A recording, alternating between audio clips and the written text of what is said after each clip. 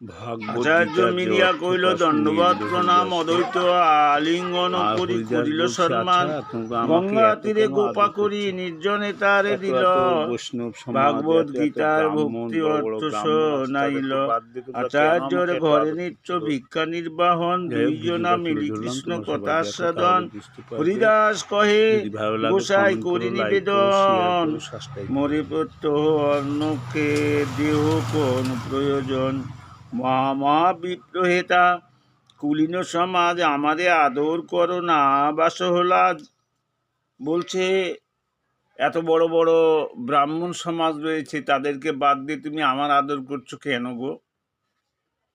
আমাদের কি এমন তুমি দেখেছো যার জন্য তুমি আমাকে আদর করো, প্রতিনিয়ত আমাকে খেতে দাও তোমার বাড়িতে? কেন, কি হয়েছে বলো তো? হরি বল হরি বল। তার উত্তর দিচ্ছেন দেখুন।